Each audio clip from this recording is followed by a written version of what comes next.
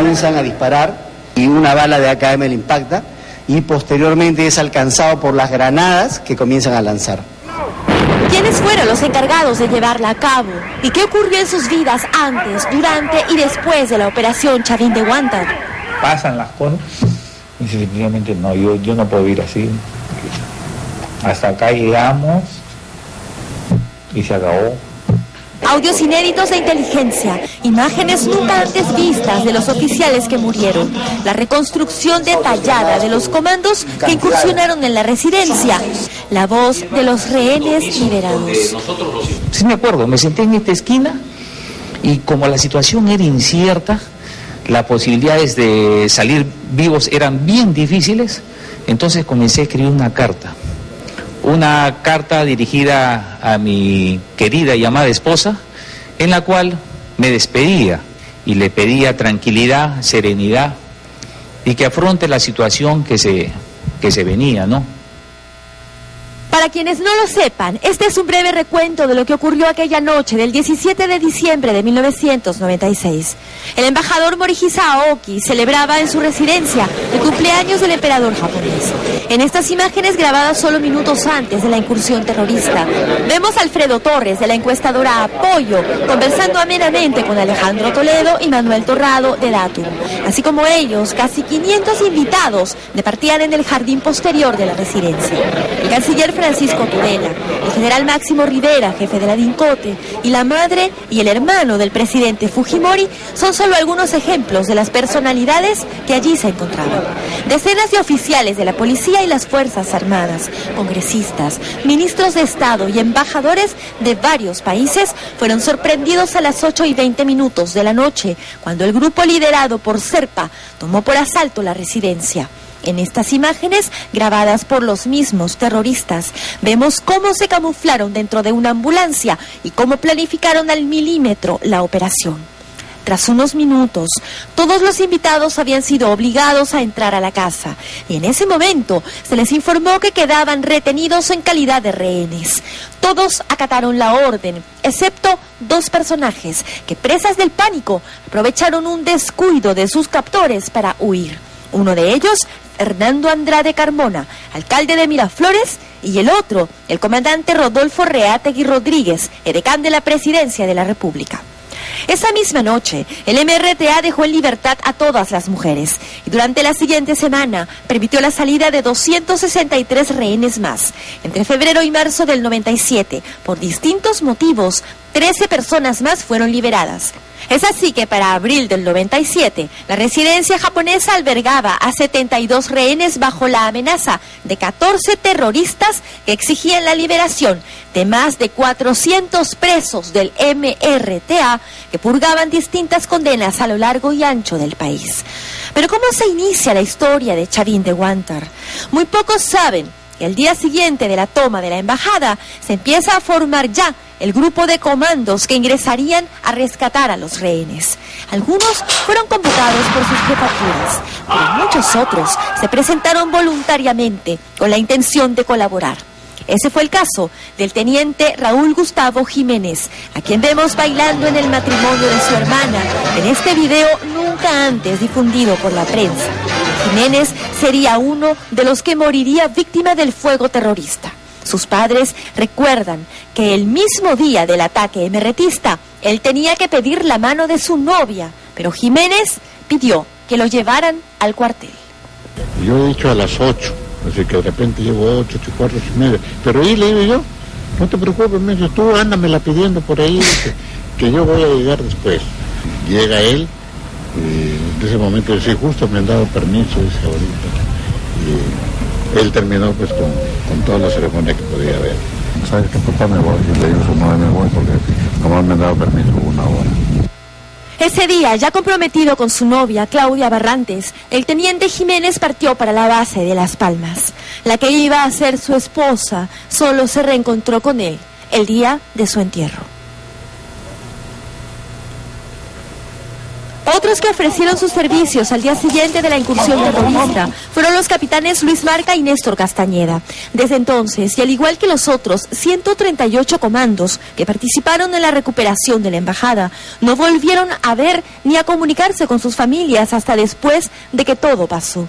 Al coronel Hugo Robles, esta orden le afectó especialmente. Luego de 12 años de matrimonio, su esposa había logrado quedar embarazada y las mellizas que esperaba tenían ya 7 meses de gestación. Dios mío, ¿por qué tanto tiempo en el matrimonio, no? Después me da la gracia de que mi esposa es en estado. Sale en estado y después me designan para una operación. Digamos, de repente uno no sabe cómo va a pasar, qué le va a pasar. Y me dicen que de repente es Navidad, Año Nuevo, y uno no sabe qué es lo que va a pasar. Y yo decía, Dios mío, permíteme conocer a mis hijas, ¿no? Pero ya cuando nacieron mis hijas,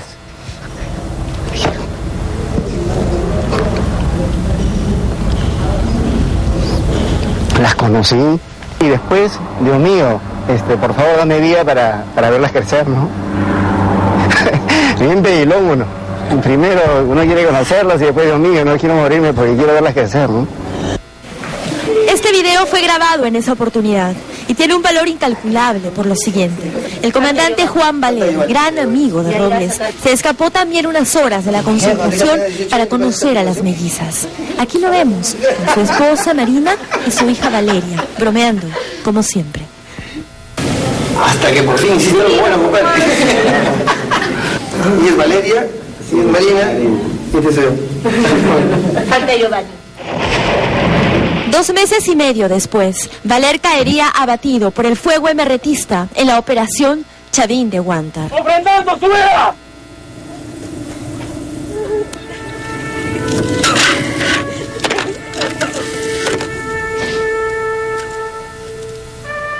En la réplica de la residencia japonesa que utilizaron los comandos para ensayar, todo es exacto a como fue en realidad.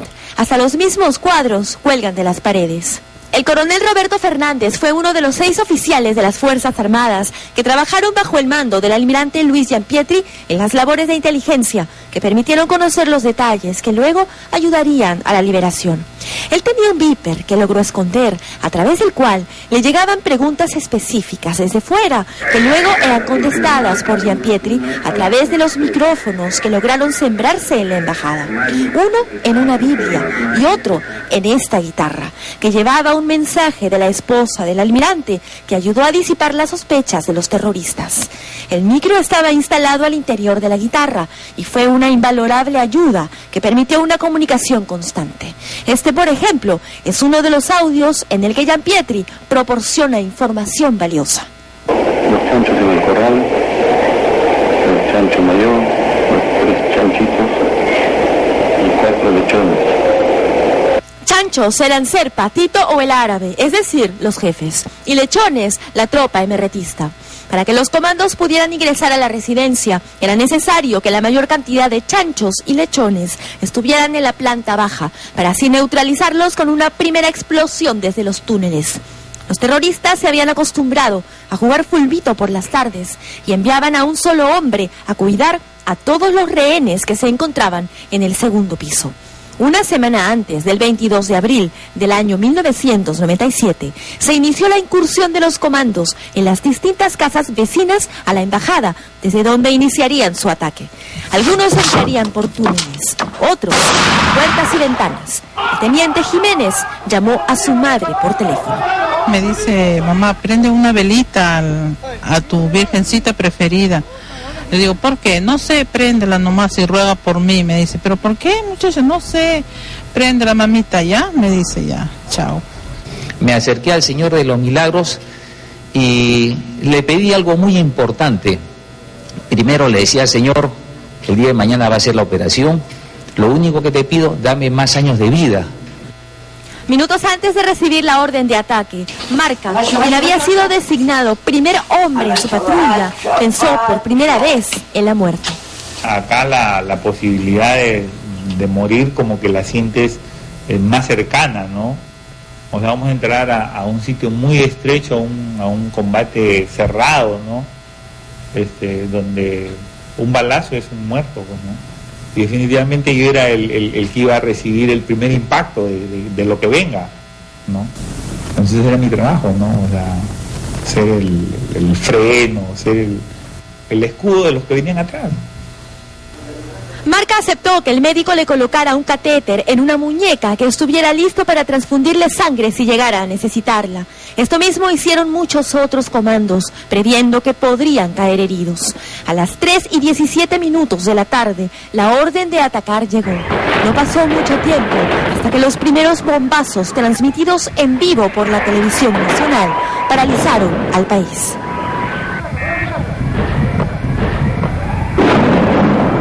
Mientras estallaba el piso de la residencia, Marca y sus compañeros hacían volar la puerta principal. En la parte alta se encontraban los emerretistas. Es así que ves que el equipo comienza a subir y se encuentra con ellos, y en estrecho combate es donde se abate, pese a 3 o 4 terroristas, no recuerdo bien. Y luego siguen subiendo, pasan por encima de ellos y siguen subiendo. Continuamos ascendiendo, porque la misión, como le digo, era rescatar el cuarto A y B que se encuentran en el frontis de la casa. Junto con Donoso ingresó el capitán Juan Carlos Rodríguez, hoy mayor retirado. Todo este cuarto, absolutamente todo este cuarto lo puso de cabeza. Y en este lugar, exactamente acá, había una Virgen María, la cual estaba intacta, parada sobre una repisa. No le había pasado nada. Me la quise llevar. El combate era muerte. Entre los primeros heridos apareció el comandante Juan Valer.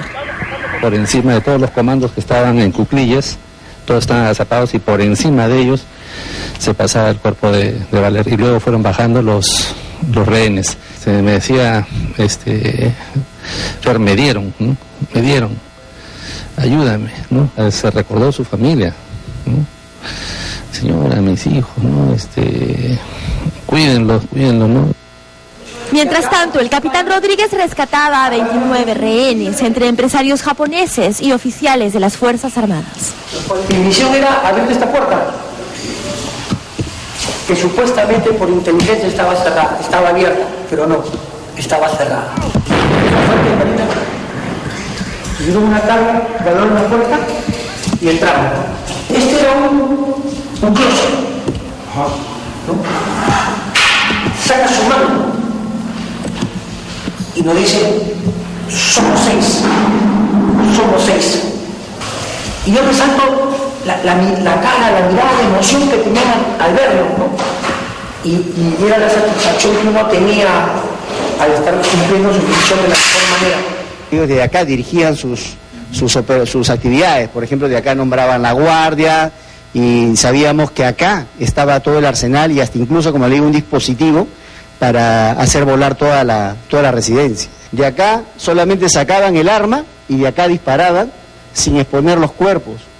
Entonces, de acá es la baja que nos causaron, de acá disparaban con el AKM y así mismo lanzaban las granadas, que ahí las podemos ver, que son todos esos tipos de granadas que tenemos ahí en la vitrina. Jiménez llega acá, él es el hombre que llega acá, y de acá tenía que dominar, y desgraciadamente los primeros hombres que llegan de la primera planta son los que no solo, porque comienzan a disparar a diestra y siniestra, y una bala de AKM le impacta, y posteriormente es alcanzado por las granadas que comienzan a lanzar. Entonces, prácticamente acá murió Jiménez. Le dije, Mocholo, hay que sacarlo, nos está esperando. Y sin dudar para nada, nos metimos a sacarlo, ¿no? Justo era Jiménez, ¿no? Y enfrentándonos a todo lo que podía pasar o dejar de pasar, no nos interesó nada. Sabíamos que él lo necesitaba y nos esperaba, pero ya es demasiado tarde. En el cuarto del lado estaba Carlos Justi, quien reaccionó débilmente ante los primeros auxilios que recibió. Se procedió a sacarlo por el área de servicios, el área que estaba destrozada y con muchas penurias pudimos salir.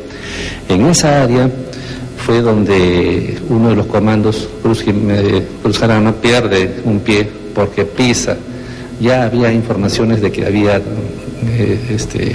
minas o granadas en trampas, ¿no? Y él pisa una.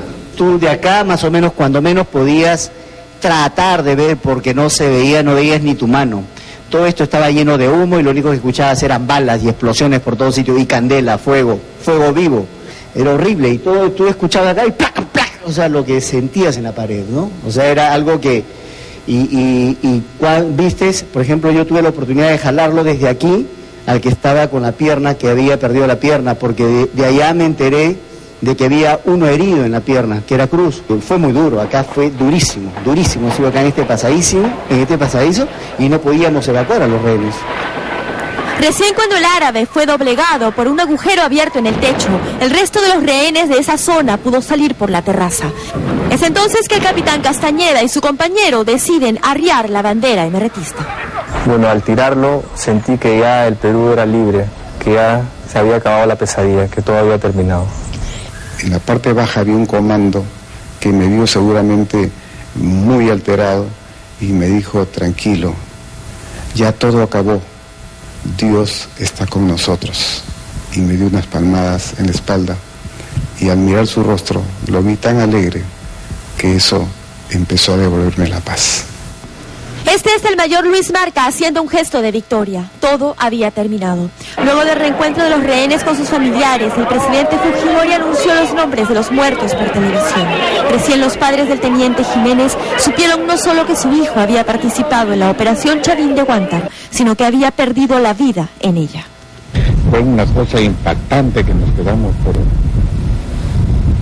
Yo casi me caigo de la escalera, ¿no? Y me agarraron los vecinos.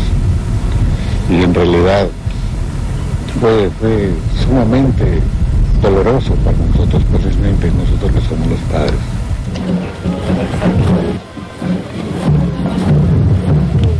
Porque los hombres que hemos cargado a nuestros muertos y hemos escuchado llorar a nuestros heridos, nunca lo olvidaremos. Jamás. Me ha un rugido por estas dos almas de nuestros hermanos comandos y que su memoria nos ilumine siempre para cumplir nuestra misión.